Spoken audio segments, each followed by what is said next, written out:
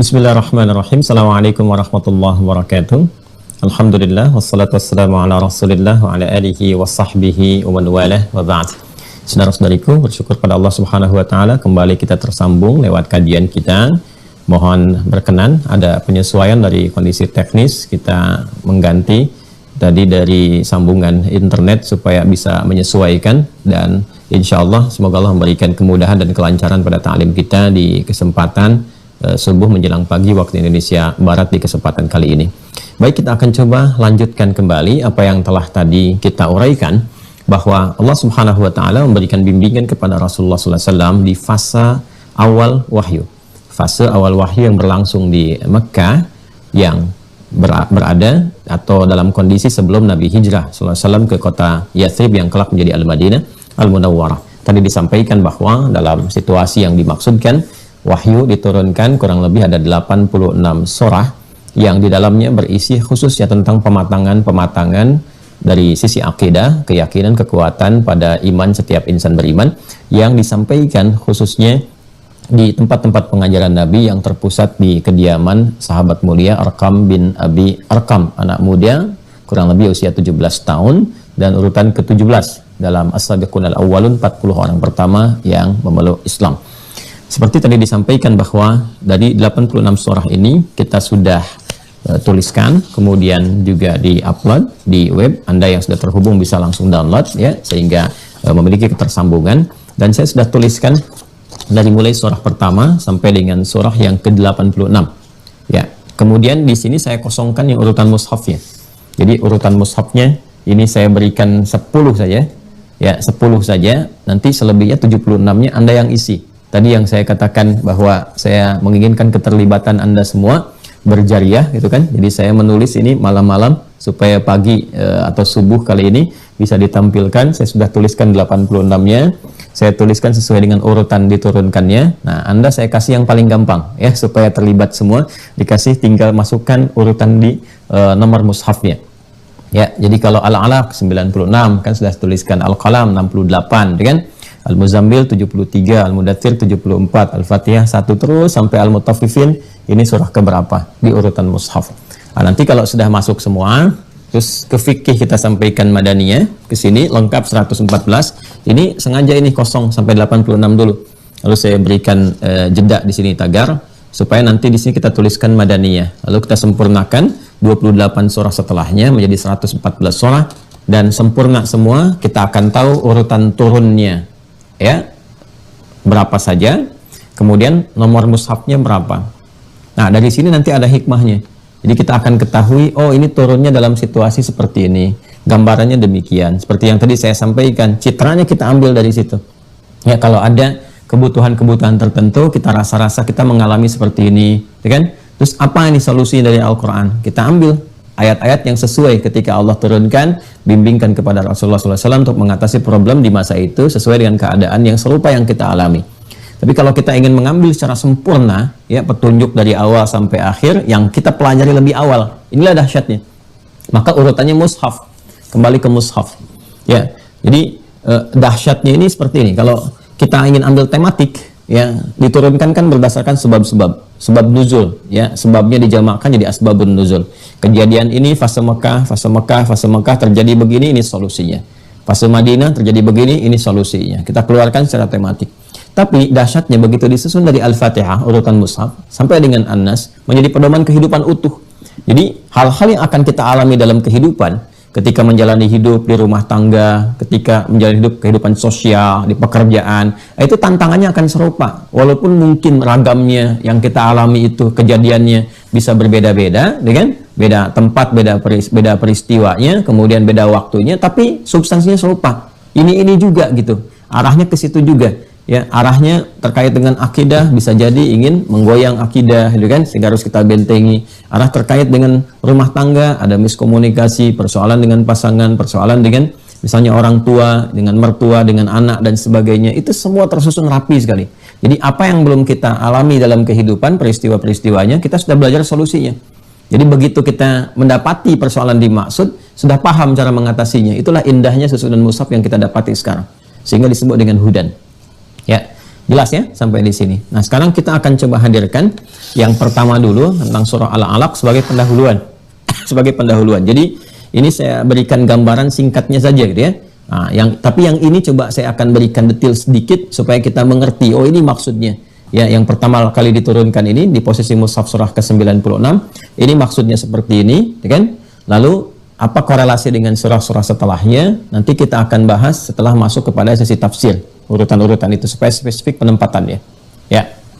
Baik, kita langsung saja bergeser untuk menuliskan apa yang coba kita hadirkan. Nah, tadi saat jaringannya kita sesuaikan, saya tulis sedikit supaya ada efektivitas waktu. Ya, esensi surah Al-Alaq. Ini di mushaf. Ya, urutannya surah ke-96.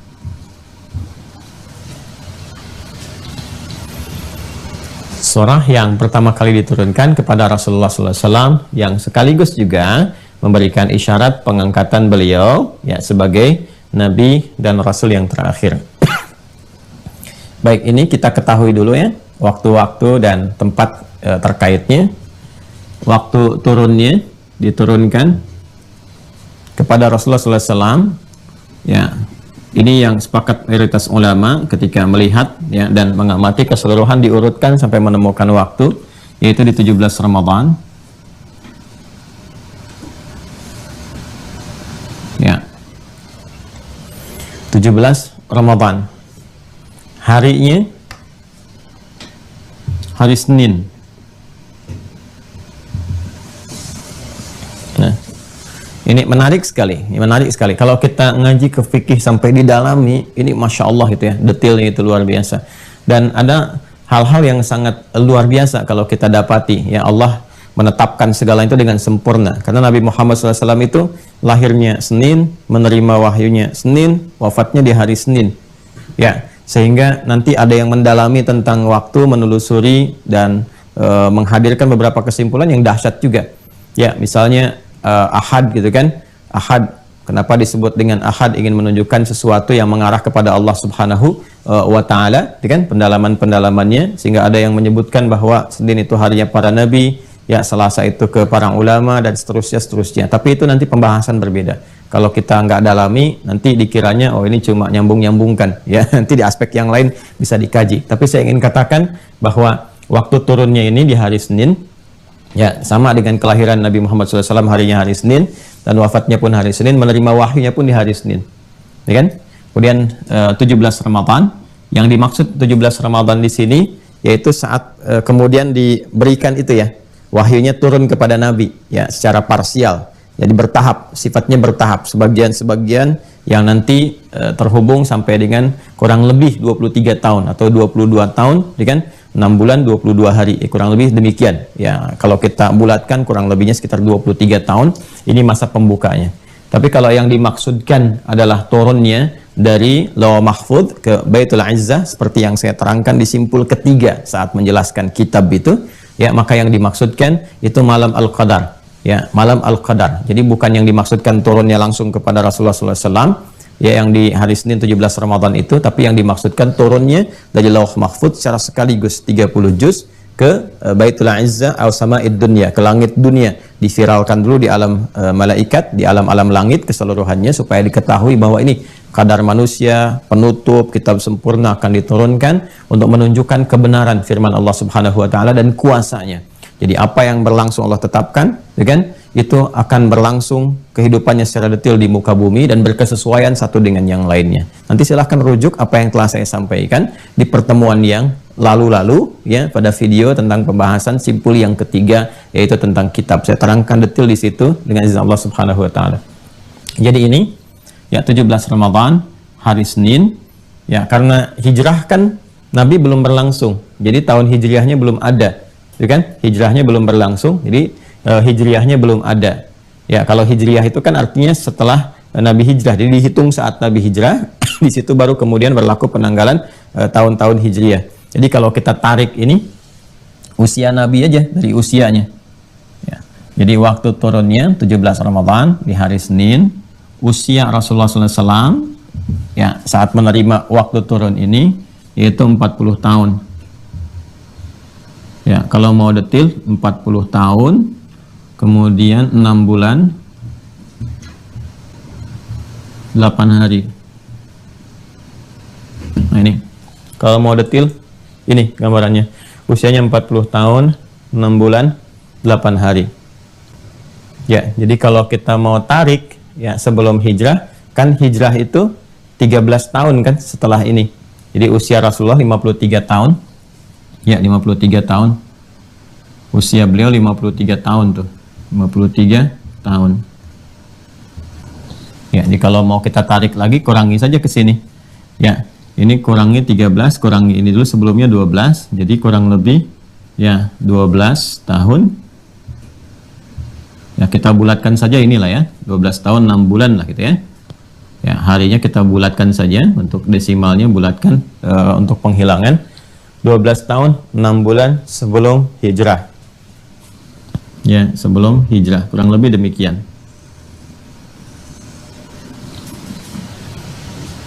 Sudah? Ya, jadi kalau kita mau genapkan ya 12 tahun 5 bulan, ya kan? 357 hari sebelum hijrah, ya kan? Kalau mau kita genapkan juga seperti itu boleh, ya. Nah, tapi kalau mau kita genapkannya ini, menghilangkan ini, kurang lebih 12 tahun 6 bulan sebelum hijrah. Nah, ini menerima wahyu pertama. Nah, yang paling menarik adalah saya garis bawahi di sini ya. Ya, atau saya kotaki saja, tidak perlu saya garis bawahi, saya kotaki begini.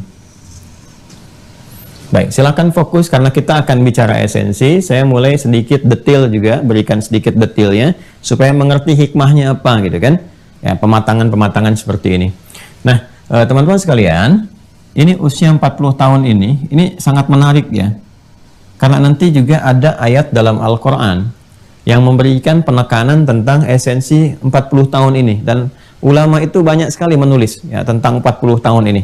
Ya, 40 tahun terkait dengan usia, bahkan nanti ada yang menghadirkan bimbingan sekitaran 40-an yang membimbing efektivitas kehidupan kita berdasarkan usia, apa sih yang harus dikerjakan. Jangan-jangan sudah 40 tahun belum memahami tujuan hidupnya apa, gitu kan? Mau kemana ini kehidupan? Kok masih bisa main-main? Sementara dia menyadari bahwa dia tuh suatu saat akan meninggal dan kapan saja bisa terjadi, gitu kan? Nah, maka ada ulama-ulama yang membuat bimbingan-bimbingan semacam sekitar 40-an hadis. Sekitar 40-an disebut dengan arba'in namanya. Kalau arba'in itu sekitar 40-an. Hadisnya tepatnya 42. Ya, seperti Al-Imam An-Nawawi itu menulis Al-Arba'in itu 42 hadis, tapi disebut arba'in itu sekitar 40-an. Orang Arab itu suka menghilangkan hitungan-hitungan yang bilangan-bilangan yang tunggalnya gitu kan. Kalau misalnya ada genapnya puluhan, 40, jadi kalau 1-2-nya untuk menyebutkan umum saja, nah 1-2-nya nggak disebutkan, langsung saja arba'inat kan, sekitar 40-an. Nanti yang sisanya tambahan-tambahannya masuk otomatis di dalamnya. Nah, ini sangat menarik. Nanti turun Quran surah ke-46 Al-Ahqaf, surah 46 ayat 15. Ya, ini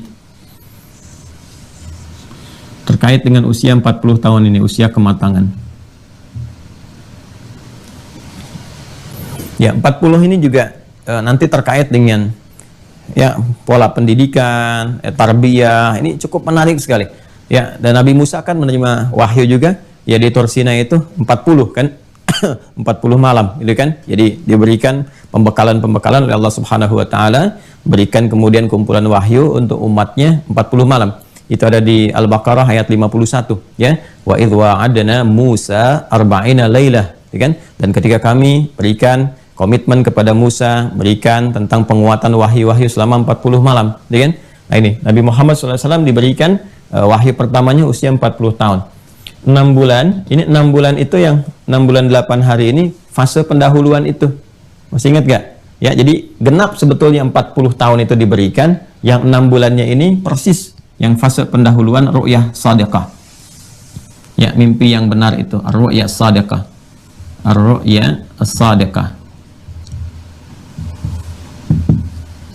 Yang saya sampaikan kemarin, ada fase pendahuluan, diberikan mimpi-mimpi yang benar tentang petunjuk-petunjuk, bukan mimpi biasa, ya. Tapi mimpi-mimpi yang nyata, yang benar, itu kan bahkan disebutnya misla falakis subhi, ya seperti jelasnya kelihatan kalau subuh itu, pagi itu mulai datang, kelihatan cerahnya, bagusnya, ya jelas sekali. Nah, itu berulang-ulang terus berikan bimbingan, arahan, sehingga menjadikan perenungan, kontemplasi. Itu yang menjadikan beliau tahannuts, ya, merenungkan, mengontemplasikan apa yang didapatkan dalam mimpi dengan realitas yang muncul dalam kehidupan. Masyarakatnya kok begini, kan? Sedangkan dalam mimpi diberikan satu gambaran-gambaran kehidupan yang ideal, ya. Seperti ini, petunjuknya begini, begitu, realitas masyarakat seperti ini arahnya mau kemana, maka direnungkan oleh beliau, ya, merefleksikan dirinya, kemudian di Gua Hira itu yang kemarin sempat kita kisahkan, dan dari situ kemudian turun surah Al-Alaq itu fase Ar-Ru'ya Shadiqah ini 6 bulan kurang lebih, ini yang kita kotakin terpisah. Jadi setelah 6 bulan berlalu ini, ya, genap usia 40 tahun 6 bulan 8 hari, maka turunlah kemudian surah Al-Alaq tepat di 17 Ramadan, ya, di harinya hari Senin. Jelas ya? Nah, yang paling menarik, kenapa saya kemudian tekankan dulu ke sini, ke 40 ini. Nah, ini 40 ini disebut di Quran surah ke-46, di ayat ke-15, Al-Ahqaf, ayat ke-15, di sebelah kiri agak ke atas ya. Nah, ini sesuatu yang sangat menarik nih, teman-teman sekalian, ya. Perhatikan, langsung aja ke bawahnya, kalau kita mulai dari depan, wa wassaynal insana, ya. Dan kami, kata Allah, dengan segala keagunganku, kebesaranku, aku akan informasikan sesuatu yang sangat dahsyat, yang sangat agung, ya, sebagai pesan yang tegas kepada setiap manusia yang beraktivitas. Wassaynal insan. Perhatikan kalimatnya menggunakan kata insan. Allah tidak mengatakan wassaynan nasa, wassaynan bani Adam, tapi wassaynal insana. Ini wassaynal insana. Ya kan? Nah, ini dia. Ini kita singkat jadi tausiyah, sifatnya disebut dengan tausiyah. Tausiyah. Wassa yuwassi tausiyatan, ya kan? Nah, ini. Tausiyah itu pesan yang singkat, padat, tegas sifatnya. Ya, singkat, padat, tegas sifatnya. Jadi kalau Anda minta, Ustadz tolong berikan tausiyah, artinya singkat. Nggak boleh lama-lama, gitu kan? Jadi kultumnya tuh satu pengertian. Ya, kuliah 7 menit atau 17 menit. Nggak bisa ditarik kuliah terserah antum. Nah, itu bukan tausiah namanya. Ya, kalau itu sudah ceramah. Jadi kalau sudah tausiah itu singkat, padat, tegas sifatnya. Kan? Maka Allah menyampaikan, aku berikan satu pesan yang singkat, padat, dan tegas sifatnya. Kan? Kepada setiap manusia yang beraktivitas menjalani kehidupan. Ya, agar berbakti kepada kedua orang tuanya. Ya, ingat kalau ingin berkeluh kesah, ingat pengorbanan orang tua, khususnya kepada ibu. Ya, nanti detailnya di surah-surah lain. Seperti Quran surah 31 Luqman ayat 3 ayat ke-14-nya dengan pembuka yang serupa wa wassaynal insan, ya kan? Kepada ibu, jadi kalau mau marah ingat dulu, ya, kalau mau bersikap yang tidak enak ingat dulu bagaimana ibu mengandung dalam keadaan yang sulit, hamalathu ummuhu kurha, ya kan? Dan seterusnya. Nah, setelah itu yang paling menarik itu, nah, ini dia. Maka tatkala sampai ke usia 40 tahun, falamma balagha, ya kan? Ya, maka tatkala sampai ke fase kematangan asyuddah, kematangan asyuddahu.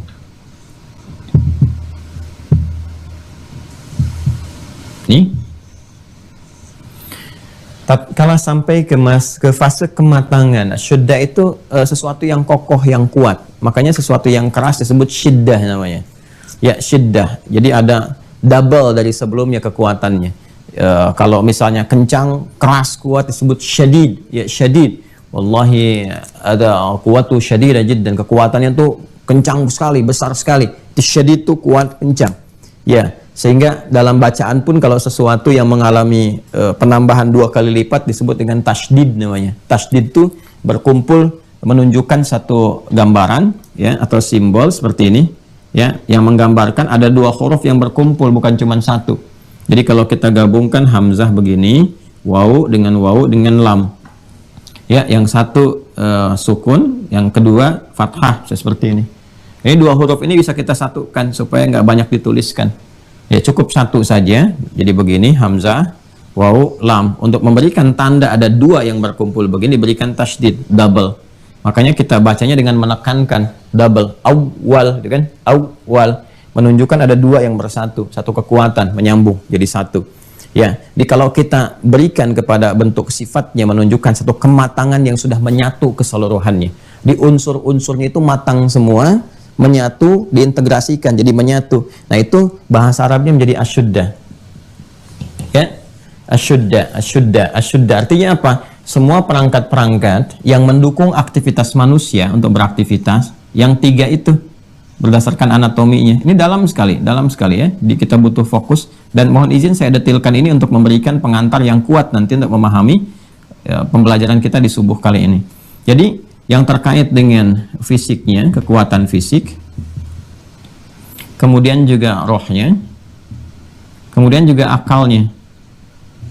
Nah, ya ini usia 40 tahun ini ada kematangan. Di fisik sudah matang. Ya, terlihat sekali. Ya, bagaimana kekuatan fisiknya umumnya ya. Ini kan kita bicara skala pada umumnya. Dalam usia 40 tahun itu kan terakumulasi kekuatan-kekuatan dari fase dari kecil ke remaja ke pemuda. Nah, ini jenjang antara kemuda sampai nanti kematangan sebelum jadi senior. Jadi 40 ini sesuatu yang sangat ideal secara fisikal. Ya, kekuatan sudah paripurna di sini. Ya. Kemudian secara spiritual, roh. Secara spiritual. Nah, ini juga sudah matang nih. Ya. Jadi rasanya sudah mulai peka. Ya, sudah mulai bisa secara emosional, sudah mulai dengan bijak kan. Ini kan kalau spiritual arahnya ke emosional. Ya, ke nilai rasa itu, ke jiwa itu kalau kita arahkan ini ke emosional. Ya, ini nanti yang mengendalikan daya fikir. Jadi bukan hanya diberikan kekuatan spiritual, tapi dari spiritual ini mengatur tingkat emosional. Karena itu kan ketenangan, kegelisahan ada di sini kan, di emosi ini. Sedangkan pembelajaran ibadah itu ada di sini, di spiritual. Ya, kita sholat, baca Quran, ya, kemudian juga apa lagi? Ya, kita berdoa, semuanya kan disebut dengan zikir. Ya, sholat bagian dari zikir. Quran surah 20 ayat 14. Wa aqimis sholata li dzikri. Berdoa zikir. Quran surah 7 ayat 205. Wadhkur rabbaka fi nafsika. Nafas itu puncak spiritual. Tadarruan wa khifatan wa dunal jahri minal qaul. Terus kalimat thayyibah subhanallah alhamdulillah itu bagian dari zikir. Quran surah keempat ayat 103. Fa idza qadaytumus salata fadhkurullah. Ya, Qurannya sendiri zikir. Inna nahnu nazzalna dzikra wa inna lahu lahafizun. Quran surah 15 ayat 9. Fungsi zikir menenangkan hati, ketenangan ini kan bagian dari emosional. Ya kan? Ala bi dzikrillah tatma'innul qulub. Di Quran surah ke-13 Ar-Ra'd ayat 28. Jadi kunci emosional ya. Nah, ini adanya di mana? Di bagian spiritual. Ini terkait dengan ini nih. Nanti ini baru diikat ke sini di akal. Ya. Ini kecerdasan dari nalar, berpikir, logika ada di sini. Mengikat ini semua tuh diikatnya oleh akal, ikatan yang kuatnya. Ya, jadi ini sering kalau dalam kajian kontemporer disebut dengan IQ di sini kan? Ya. Ya, kecerdasan intelektual. Kemudian ini EQ, ya kan? Kecerdasan emosi, emotional quotient. Kemudian ini SQ kan? Spiritual quotient itu. Nah, kalau disatukan itu kan sering ada yang menyingkat dengan ESQ itu kan, ya. Jadi ada yang intellectual quotient, jadi ada emotional quotient, spiritual quotient. Jadi semua saling terhubung. Tapi ini nggak bisa kita dididik dengan latihan-latihan training biasa, tidak. Ini harus menggunakan training robbani. Artinya semua pelatihannya, bentuknya itu sudah Allah atur karena ini bagian fitrah kehidupan manusia.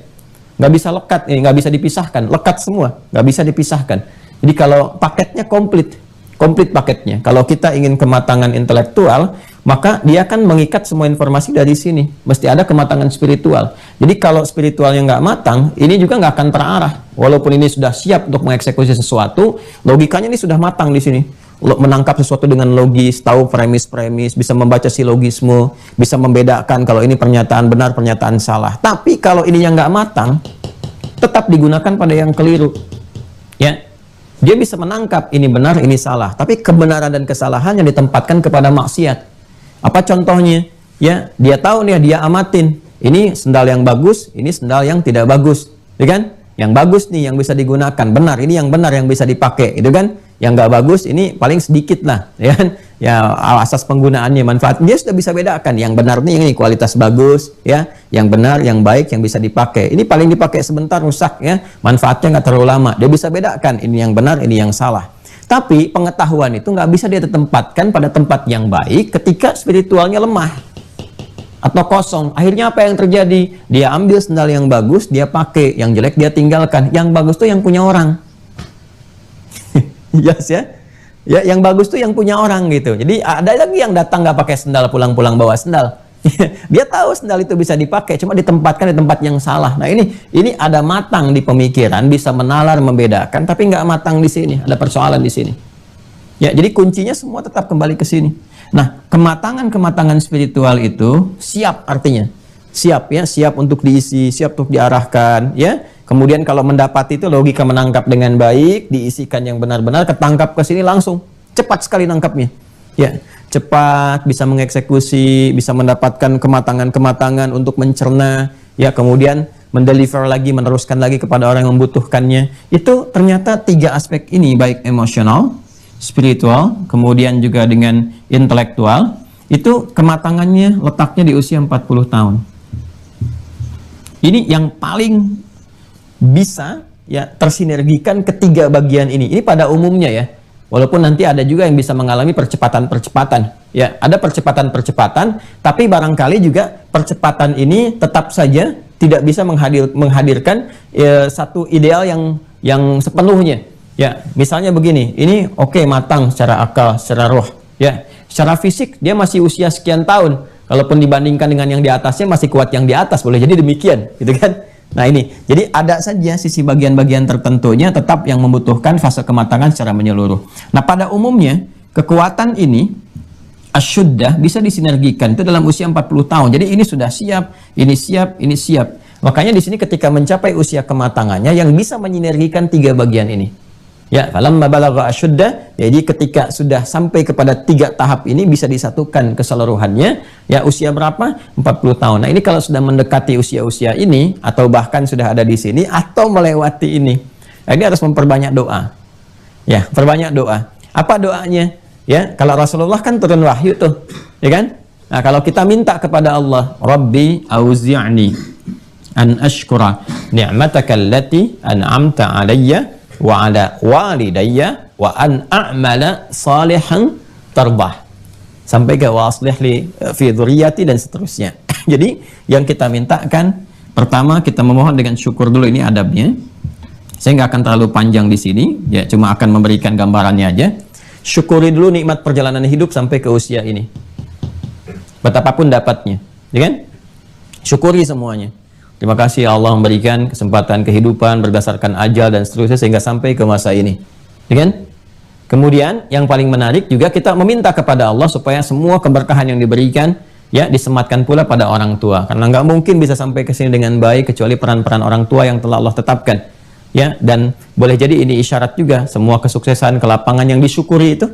Ya, syukur hartanya meningkat dengan luar biasa, kedudukan bisa tinggi, ilmu bisa luas, kan? Disertakan orang tua di situ, memberikan kesan kepada kita, boleh jadi saham orang tua itu lebih banyak dibandingkan dengan ikhtiar yang kita nilai bahwa itu adalah peran kita. Ya, mungkin orang tua dulu yang banyak bermohon kepada Allah, bangun tahajud, bahkan sampai dengan kini. Ya, bangun tahajud, minta sama Allah zikirnya dikhususkan untuk kita supaya bahagia. Kadang-kadang ada yang berkata, ya Allah jadikan anakku lebih baik daripada aku saat ini keadaannya. Jadikan tempat tidurnya nyaman, anak-anaknya, cucu-cucuku, ya Allah jadikan mereka semua lebih baik daripada keadaanku saat ini secara ilmu, secara harta. Ya, ayahnya yang peluh dengan keringat, mencangkul di sawah dan sebagainya, mohon kepada Allah berikan harta yang layak kepada anakku supaya nggak mencangkul seperti aku dan sebagainya. Itu yang sampai menggoyang arsy itu yang menjadikan langkah kehidupan anak jadi mudah. Karena itu saya sering katakan, boleh jadi saham orang tua itu 70%, anaknya cuma 30 gitu. Nah, kesadaran ini yang ingin dibangun oleh Al-Quran. Syukuri nikmat, sertakan orang tua. Makanya nanti ada kaidah infak untuk orang tua di Quran surah kedua ayat 215 yang sifatnya mengikat, sangat lekat sekali. Nanti itu bahasan terpisah. Nah, yang ingin saya katakan adalah ini kaitannya ketika sudah tuntas mensyukuri nikmat ini dapat di sini. Lalu apa yang terjadi? Wa an a'mala shalihan tardah. Amal saleh ini perbuatan. Nah, yang diridhai. Wah, ini dalam sekali nih, dalam sekali. Masih ingat pembuka ayatnya? Wassainal insana. Ya, kami wasiatkan kata Allah, ya, dengan segala keagunganku, kan? Ku tegaskan kepada semua manusia. Ini alif lam ini mengikat kepada setiap manusia tanpa kecuali, istighraq sifatnya, secara personal. Jadi kalau kita baca Al-Quran, rasakan oleh jiwa kita itu sedang dikhitab oleh Allah. Ini ayat untuk kita nih, ya. Kita sedang mendengarkan firman Allah, Allah menyampaikan kepada kita gitu kan. Nah, jadi ini kita yang ditujukan, setiap personal. Kata Allah, aku berikan pesan yang tegas, gitu kan? Ya, pesan singkat, padat, tegas yang sangat penting sampai disertakan keagungan Allah Subhanahu wa taala menggunakan ini ta'zimun nafsi, li ta'zimi sya'ni. Ini insan menunjuk pada setiap manusia dengan totalitas aktivitas. Aktivitas itu kan disebut dengan amal kan? Perbuatan itu amal. Nah, jadi ini halus tapi dahsyat sekali. Singkat tapi padat isinya. Ini ada satu pengingat yang sangat tajam. Saya tidak katakan sindiran ya, tapi pengingat yang sangat tajam, karena fungsi Al-Quran kan zikir. Zikir itu pengingat, mengingatkan. Ya, ya kalau merasa tersindir berarti ada yang keliru kita. Ya, ada yang keliru. Ya, perhatikan baik-baik. Sampai 40 tahun ini, tuh, kan kita beraktivitas dari mulai balik. Ukuran balik kan sekarang bisa berbeda-beda. Ya, kalau perempuan sudah masuk kepada masa haidnya, dia sudah masuk balik. Laki-laki bermimpi atau kada usia kematangan dalam nalarnya masuk balik, kan? Nah, dari balik itu taruhlah kalau kita ambil rata-rata misalnya ke 13 tahun sampai ke 40 tahun, berarti kan ada 27 tahun kan, kurang lebih. Nah, itu perbuatan setelah dia balik, masa balik itu kan mulai tercatat tuh. Ya, mulai ada hisab, tercatat dan seterusnya. Ini sampai ke 40 tahun, ya kurang lebih 20-an tahun lebih itu, kan sudah berbuat banyak hal nih. Sudah soleh belum? Jangan-jangan dikasih usia 40 tahun kan, amalnya belum soleh tuh, belum baik. Masih aja kesenangannya ngelihat yang haram. Masih terlibat mendengar yang haram, kumpul-kumpul di tempat yang haram. Ya, padahal belum tentu ini semua orang bisa mendapati kematangan usia ini. Ya, ada yang bahkan menghadap kepada Allah sesuai dengan ajalnya, meninggal di usia yang sangat dini, hilang nolnya 4 tahun sudah meninggal dunia. Ada yang di kandungan 4 bulan sudah kembali kepada Allah. Bahkan yang dahsyat 4 tahun tuh meninggalnya dalam keadaan hafal Quran. Ya, ini dikasih 40 tahun, bahkan lebih daripada itu. Dan untuk sekedar baca pun masih belum bisa mampu ya untuk mengerjakan itu. Masih belum mampu untuk mengerjakannya. Nah, ini disentuh oleh Al-Quran. Kamu ini butuh berapa tahun lagi untuk jadi saleh? Kenapa masih salah saja? Ya, mau sampai kapan taubatnya? Matanya apa mau digunakan seperti itu saja? Telinganya mau begitu saja? Langkahnya begitu saja? Dikasih amanah dengan harta, malah bukan digunakan pada yang soleh, tapi pada yang salah, gitu kan? Ya, alih-alih dipakai beramal, malah dipakai riya, gitu kan? Ya, Allah kasih kaya itu, kaya, ingat, bukan ingin menunjukkan Anda itu berlebih harta, bukan, tapi supaya dipakai beramal. Karena mungkin orang lain tuh sudah lebih unggul dibandingkan Anda amalnya. Dia bisa bangun malam, bisa tahajud, bisa puasa. Ya, ada sosok-sosok yang mungkin belum bisa nyusul itu. Tahajud belum bisa sekhusyuk itu. Puasa belum bisa serajin itu. Dikasih oleh Allah harta. Ya, semakin meningkat untuk menyaingi yang itu. Fastabiqul khairat. Ningkatkan lagi. Nah, betapa banyak orang-orang yang diberikan kesempatan lewat harta benda nggak bisa maksimal jadi saleh. Lewat kedudukan, padahal bisa dengan tanda tangan memuat. Ya, waktu-waktu sholat bagi umat Islam itu harus ditunaikan dengan baik dulu. Berhenti dulu, jeda pekerjaannya, ya, tunaikan sholat terlebih dahulu. 5 menit diberikan kesempatan. Itu cuma modal tanda tangan. Di bawahnya ada ribuan karyawan, 5.000 karyawan yang muslim misalnya, mendapatkan instruksi itu, mereka sholat jamaah, dapat pahalanya. Mumpung masih dapat kedudukan, cuma modal tanda tangan aja. Begitu selesai kedudukan, dia selesai. Nggak punya kuasa lagi. Ya, maka sepanjang mendapatkan amanah kedudukan, pakai yang baik-baik. Wa tu'izzu man tasya wa tudhillu man tasya biyadikal khair innaka 'ala kulli syai'in qadir. Maka Allah akan berikan izzah, angkat. Ini saleh. Ya, ada kalanya orang sudah beramal saleh, merasa amalnya benar, belum tentu diridhai. Memang bagus, sudah banyak sholat. Berapa di antara sholat itu yang benar? Berapa yang ada riyanya? Bukan? Berapa yang tidak khusyuknya? Kemudian betul infak, kelihatan rajin. Berapa yang ikhlas dari infak itu? Berapa yang ada riyanya? Berapa yang nggak bagusnya dan sebagainya? Itu masalahnya seringkali ada di sini.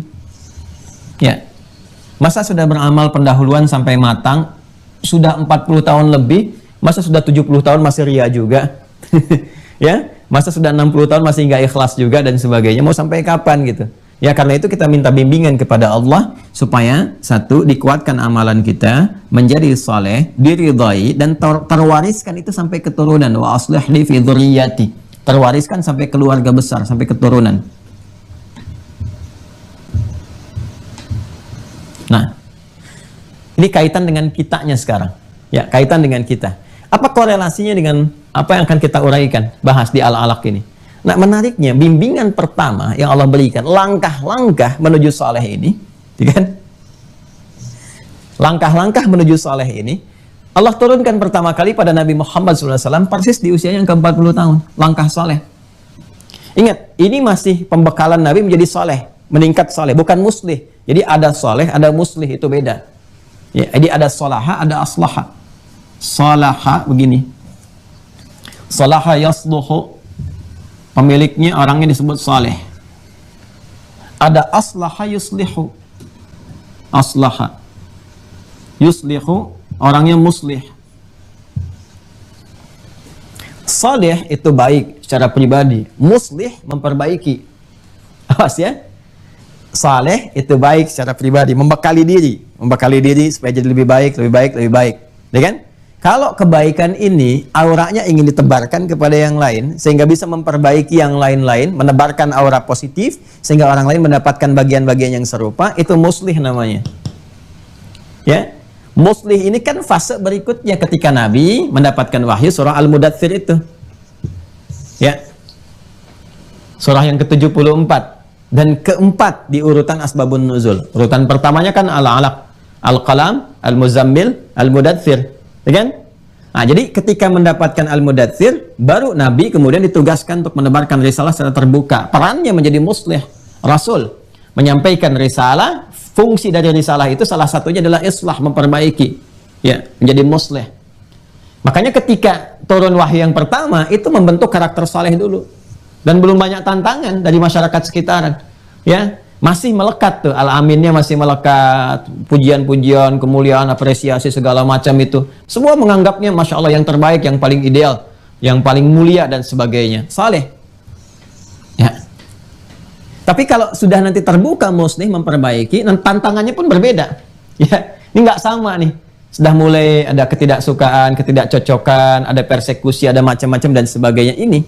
Nah, fase soleh ke muslih ini, itu kan kurang lebih 3-4 tahun. Tuh. Nabi mulai masuk fase dakwah terbuka itu usianya nanti kurang lebih ke 44 tahun. Ya, kurang lebih 3 tahun 4 bulan, 3 tahun 6 bulan lah. 3 tahun 6 bulan nih. 3 tahun 6 bulan.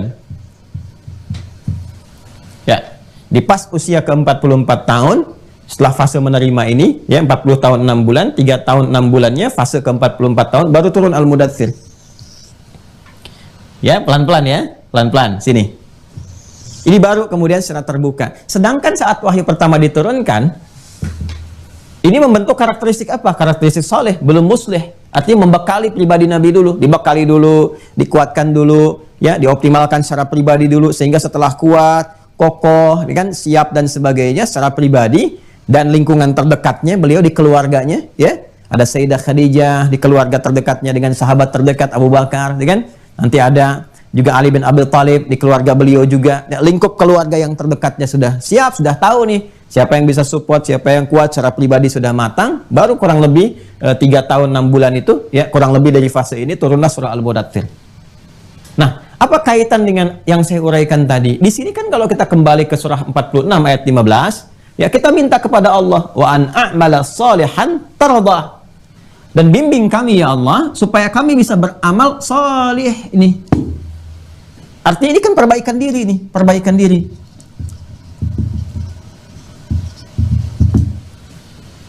Ya Allah, saya ingin perbaiki diri saya. Spiritnya kan 40. Kalau mau ditarik, nggak jadi masalah. Ke atas atau ke bawah, ya sama. Pesannya sama. Ya artinya saya saja pribadi belum sampai usia 40. Ya kan? Belum sampai 40. Sekarang masih 37, mau masuk 38. Berarti masih ada 2 tahun. Ya, masih ada 2 tahun lagi. Ya, kan ada di antara teman-teman keluarga besar Mira yang sudah lewat kan? Ya, ada yang pas, ada yang ditarik ke bawahnya. Ini pesannya sama saja. Substansinya serupa, membentuk kematangan diri, berbekal dari sekarang. Kalau nyampe ke 40, ya alhamdulillah, mudah-mudahan Allah ridha dengan itu, kita siap. Kalau sudah lewat, diperbaiki sehingga kembali kepada rel yang benar, ya kan? Kalau berhenti sebelum 40 dan wafat di situ, alhamdulillah, belum matang aja udah mematangkan diri, gitu kan? Dan mudah-mudahan Allah ridha dengan itu semuanya. Nah, di sini kita mohonkan wa an a'mala rabbi auzi'ni an ashkura ni'mataka allati an'amta 'alayya wa 'ala walidayya wa an a'mala salihan, dan bimbing hamba untuk beramal saleh yang engkau ridai. Sedangkan dalam syahadat kita dimintakan mengikuti petunjuk Nabi. Asyhadu an la ilaha illallah wa asyhadu anna Muhammadar Rasulullah. Ya kan? kita mengikuti semua wahyu yang dibimbingkan oleh Allah. Nih, begini dengan syahadat kita itu lewat siapa? Muhammad Rasulullah. Ya, karena itu tegas disampaikan kan, laqad kana lakum fi Rasulillahi uswatun hasanah. Semua yang melekat pada pribadi Nabi itu contoh terbaik. Ya, contoh terbaik uswah hasanah. Quran surah 33 ayat 21. Nah, sekarang bagaimana fase memperbaiki diri itu? Dengan mencontoh keadaan Rasulullah yang dibawa oleh Nabi, yang dilekatkan oleh Allah kepada Rasulullah dari wahyu dan seterusnya. Nah, di antara contoh perbaikan itu fase awalnya ya ini. Fase 5 ayat di surah Al-Alaq itu.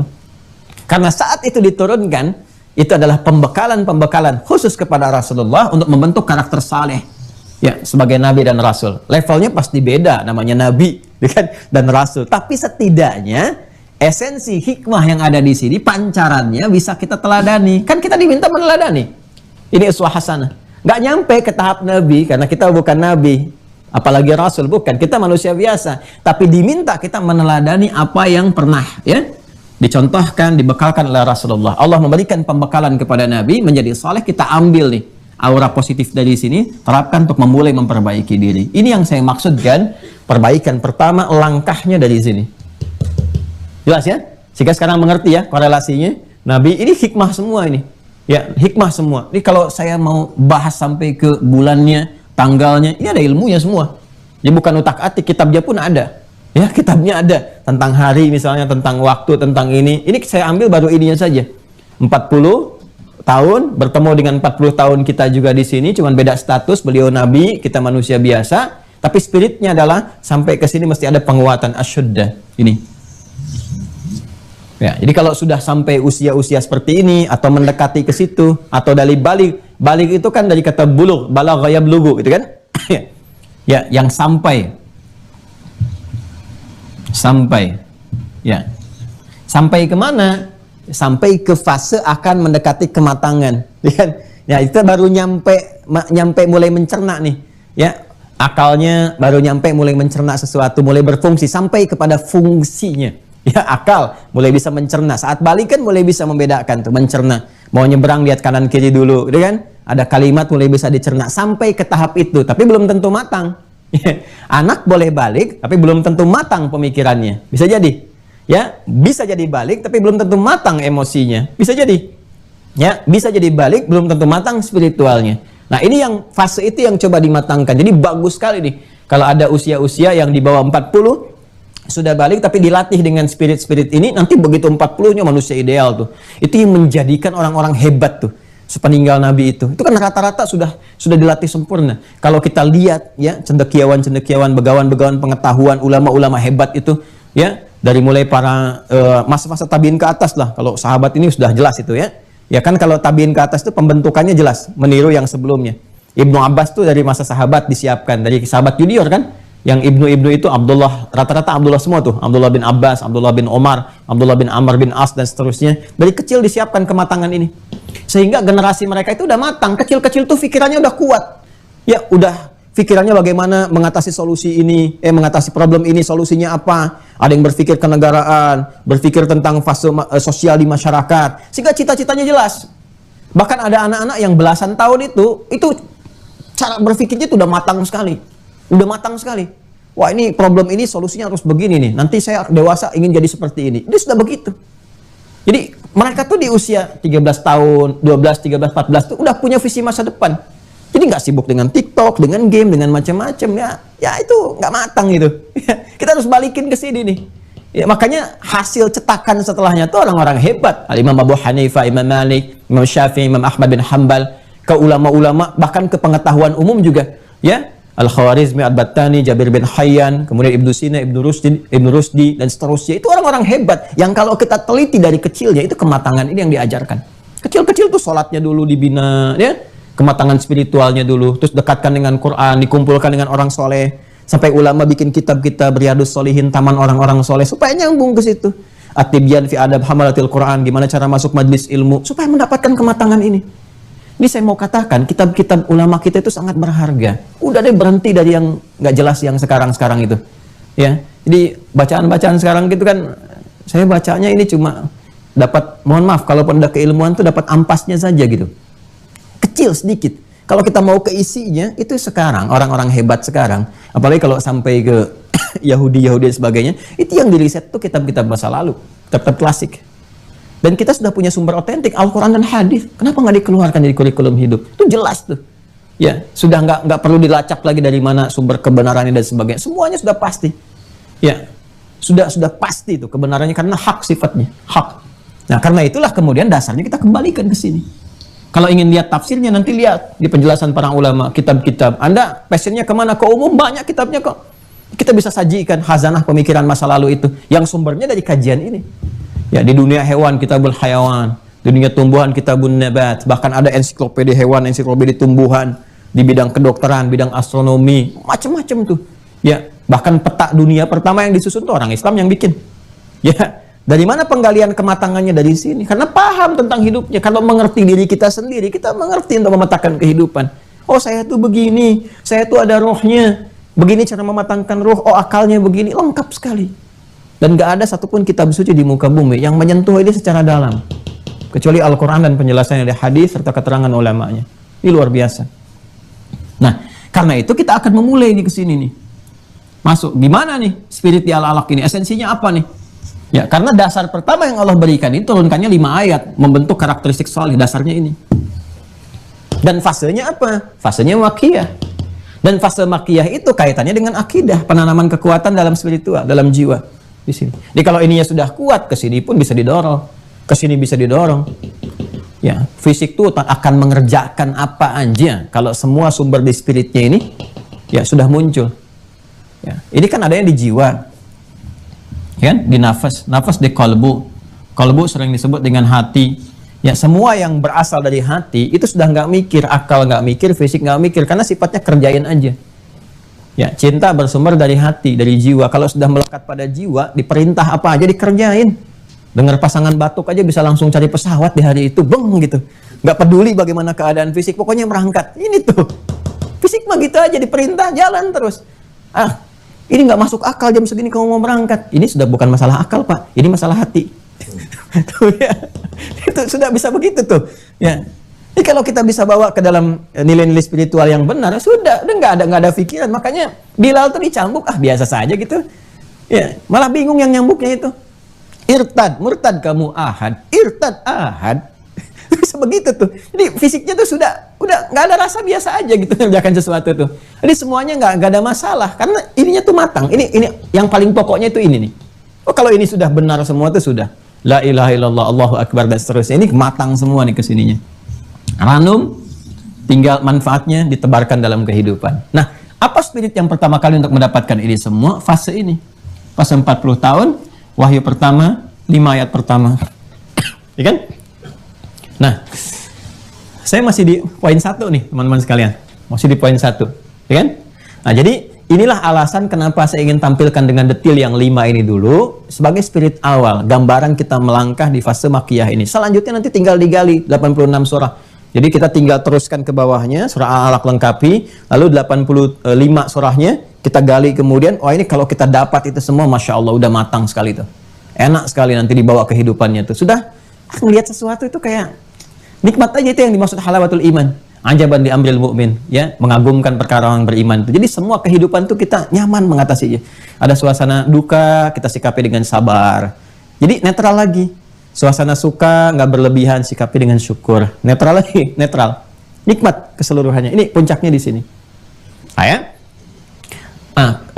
Saya sempurnakan dulu di sini ke wahyunya, baru nanti kita masuk ke tempat keduanya, tempat turunnya. Jelas ya? Ini ya. Jadi kita ambil spirit yang pertama, bahwa setiap manusia beraktivitas itu, aktivitas itu artinya semua tindakannya kan, sifat dan sikapnya, ya semua amal lah kalau dipersingkat begini. Semua perilakunya itu mesti matang. Ya, dia kalau mau bersikap apapun harus terukur. Dan di Islam itu kematangan itu juga pondasinya pengetahuan, ilmu. Ilmunya pun mengakar kepada iman. Ini dasar pertamanya, dasar pemikirannya ini. Ya. Setiap manusia yang beraktivitas ini insan. Setiap manusia yang beraktivitas mesti matang. Ya. dalam mengimplementasikan semua rencana-rencana yang akan diwujudkan dalam bentuk amal atau perbuatan itu sehingga menjadi saleh. Ya, sehingga kalau ingin semuanya matang, basicnya pengetahuan, ilmu. Kalau saya ingin turunkan ayat lagi, boleh di Quran surah 17 Al-Isra di ayat 36. Wala taqfu ma laysa laka bihi ilmun. Jangan kau ikuti, ikut saja nggak boleh, apalagi mengerjakannya. Jangan kau ikuti, kan? Segala hal, bersikap, berbuat yang tidak ada dasar pengetahuannya. Inna sam'a wal basara wal fu'ada kullu ulaika kana anhu mas'ula. Sungguh semua sumber pengetahuan itu akan dipertanggungjawabkan di hadapan Allah. Kenapa kamu kerjakan ini? Saya nggak tahu ya Allah kalau ini maksiat. Saya kan kasih kamu akal, kenapa nggak digunakan? Saya kan kasih kamu indera, penangkap informasi, dari pendengaran bisa nangkap informasi, mulut bisa mengklarifikasi, mata bisa melihat arahnya mau kemana. Ya, apa itu nggak cukup? Nah, itu dihisab itu di hari kiamat kelak. Nah, ilmu yang benar itu kalau dia berpijak pada pondasi iman, maka menjadi namanya ulul ilmi qaiman bil qista, berpijak pada kebenaran. Ini sumbernya iman. Ini yang dimaksud Quran surah ketiga Ali Imran ayat 18. Syahidallahu annahu la ilaha illa huwa wal malaikatu wa ulul ilmi, ini qaiman bil qista. Jelas ya? Ini. Nah, untuk mendapatkan ini semua, maka fasenya kan ini mesti matang imannya dulu. Imannya bagus, support ke ilmunya ditangkap oleh akal tuh bagus, efektif. Ya, baru setelah diikat diterjemahkan dalam bentuk instruksi ke fisik untuk beramal, kan gini. Ya kan? Dari iman ke sini ke akal, kemudian langsung dieksekusi secara fisikal, di sini secara fisik. Nah, artinya apa? Kembali lagi kematangannya ke sini, ke spiritual. Nah, ayat pertama atau wahyu pertama yang membentuk karakteristik yang baik ini, yang ideal, yang saleh ini adalah Quran surah ke-96 urutan mushaf ayat 1 sampai 5. Baik. Mari kita detilkan. Bismillah.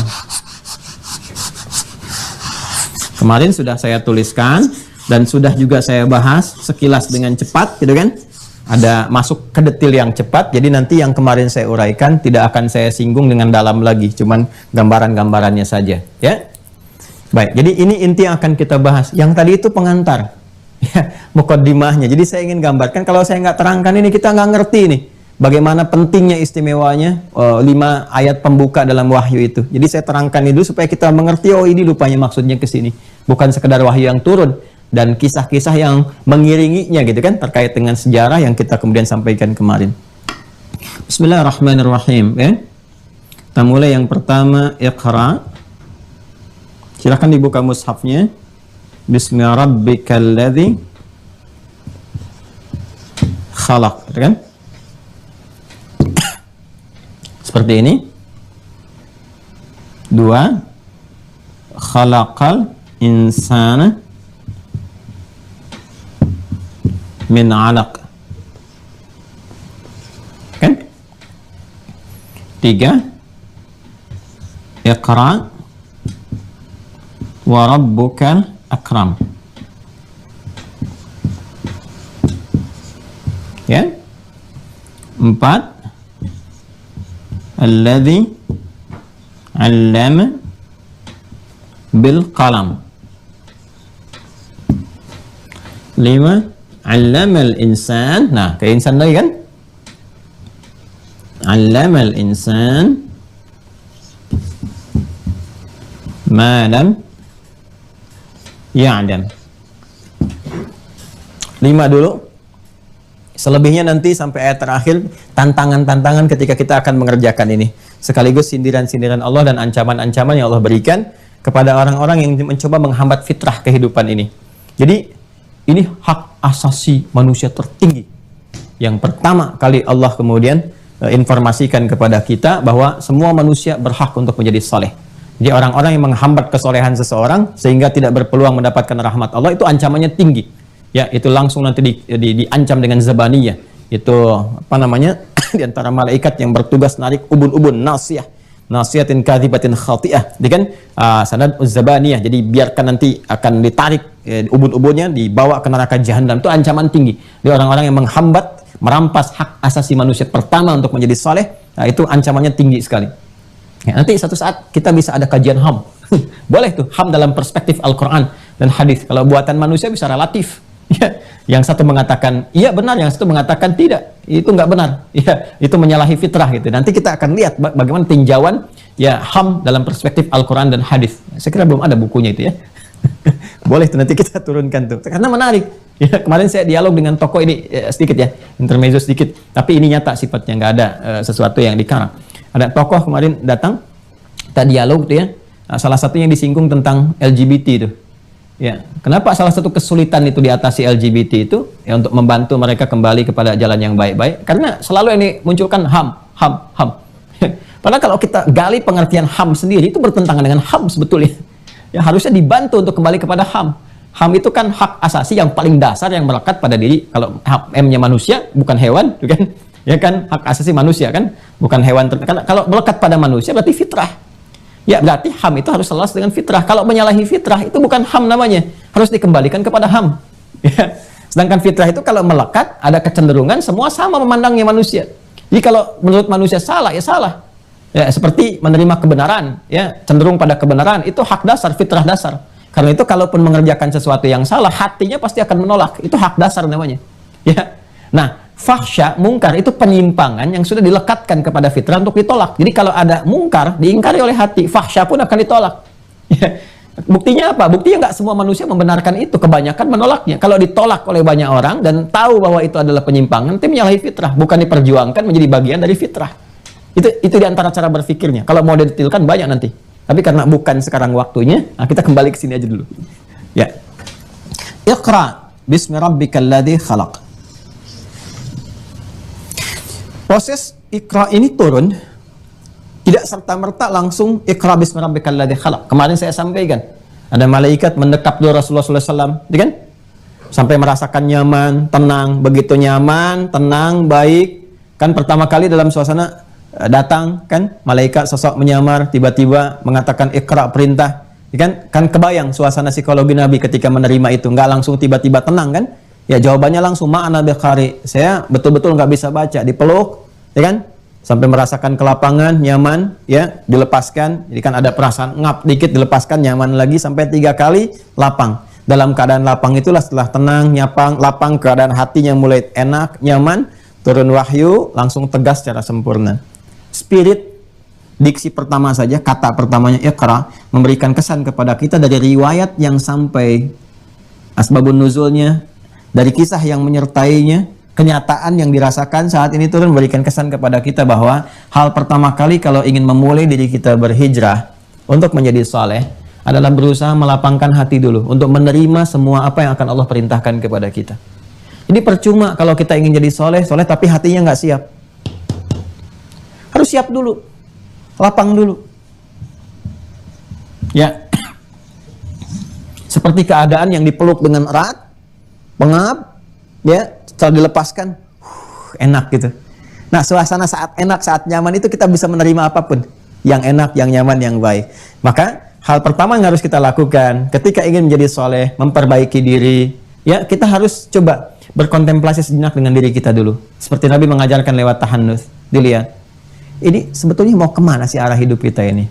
Ya, apakah abadi di dunia atau akan pulang wafat? Oh, kesimpulannya meninggal. Bahkan disaksikan oleh kita sendiri kejadian tiap hari. Nah, caranya bisa beda-beda. Ada yang disebut dengan kecelakaan, ada meninggal saat sedang ibadah, kan? Ada yang meninggal, ya taruhlah misalnya kecelakaan udara atau darat atau laut dan sebagainya, macam-macam. Musibah itu ya hanya pengantar saja, sebab yang mengantarkan kepada musababnya meninggal, yang telah Allah tetapkan musabibnya dia wafat, ajal tiba. Artinya apa? Ini gambaran kepada kita bahwa setiap kita pasti akan pulang, akan wafat, akan meninggal. Ya, ini yang dimaksud Quran surah 30, Ar-Rum ayat 30. Innaka mayyitun wa innahum mayyitun. Ya, kamu akan wafat dan mereka pun semua akan meninggal. Ya, ini yang dimaksud Quran surah ke-7 ayat 34. Walikulli ummatin ajal. Semua umat bergenerasi, berkehidupan punya batas waktu untuk pulang.